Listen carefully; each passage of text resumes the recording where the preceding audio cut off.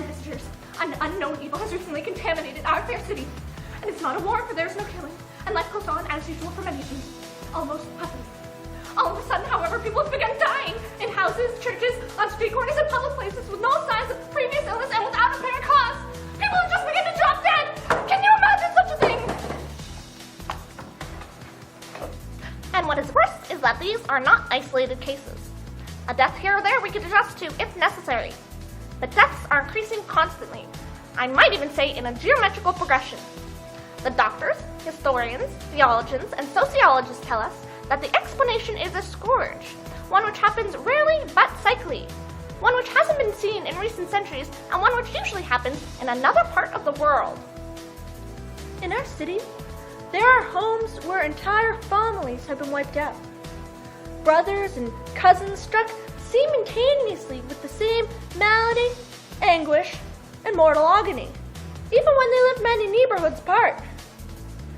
For a time, it was thought that the explanation was the revival or reoccurrence of the old tribal feuds between families or within families, such as no longer exists in our peaceful, modern society. But death has struck within and without families, and has struck people with no connection whatsoever with each other. One could just as well argue that the feuding was among strangers. There have been too many coincidences to keep from establishing the coincidental theory. People are dying at random. This scourge, in its travels, can attack at random the most peaceful country or city in their finest hours, when at last they feel they have nothing left to fear. The most recent reports of this terrible phenomenon come from cities far from our shores, in Paris, and another ancient city, Berlin. In Sicily, too, it would seem, however, we no longer have historical documents reliable enough to state firmly whether it was Sicily or Argentina. I have gathered you here in our town square one last time to tell you what is happening to us, and that what is happening to us is incomprehensible. We are being devastated by a plague without visible cause. I must advise you that neighboring countries as well as towns have bared their gates to us. Soldiers surround our city. No one may enter, and none of you may leave. Yesterday, it might have still been possible, but as of today, we are trapped.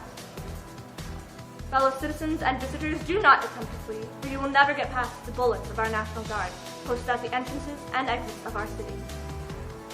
We must call upon the strength of our courage and the power of our resignation. We all must also ask for strong arms to dig graves. All empty building sites and lots must be expropriated since our cemeteries are full. We all ask for volunteers to guard infected houses to keep people from going into and coming out of them. We all will also have to swear in inspectors who will investigate houses where death is struck to determine whether the cause is described or not. We all ask for women volunteers to determine the causes of death and to examine even the living members of a home for any signs of swelling or spots. We ask for doctors, funeral transporters, and grave diggers to assist us. Everyone must be available for service to his fellow man, whether it be to assist, observe, or bury him. We do not know of a remedy for this plague.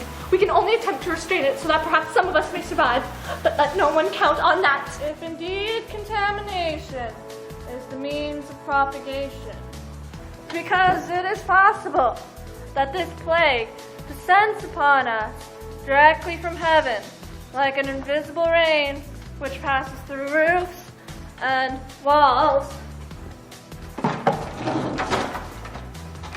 As I told you before, there will be no more public meetings.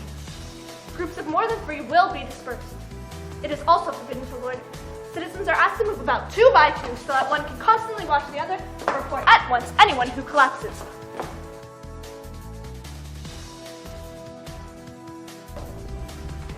Now go back to your homes and stay there. Do not go out unless it is absolutely necessary. Every contaminated house will be marked with a red cross